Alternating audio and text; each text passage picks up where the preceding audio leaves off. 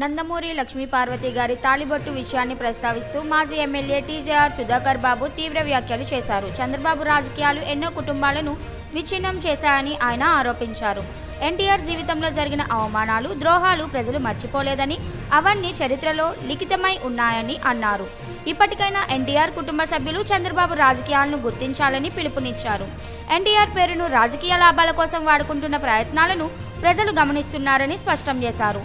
ఎన్టీఆర్ ఆశయాలు, విలువలను వక్రీకరించడం సరికాదని, నిజం ఎప్పటికైనా బయటకు వస్తుందని, తుది తీర్పు ప్రజలదేనని టీజేఆర్ సుధాకర్ బాబు వ్యాఖ్యానించారు. ఎన్టీఆర్ గారి మీద చంద్రబాబు నాయుడు గారు చాలా ప్రేమని చూపిస్తారు. చంద్రబాబు నాయుడు కాంగ్రెస్ అభ్యర్థిగా పోటీ చేసి ఎన్నికల్లో ఓడిపోయిన మాట వాస్తవమా కాదు? పచ్చ మీడియా దుష్ట శక్తులారా, నా ప్రశ్నలకు మీకు దమ్ము ధైర్యం ఉంటే ఏ వేదిక మీద నుంచి అయినా, మీకు నచ్చిన ఏ టెలివిజన్ ఛానల్ వేట్స్ లోనైనా, లేకపోతే సోషల్ మీడియా ప్లాట్ఫామ్ మీదైనా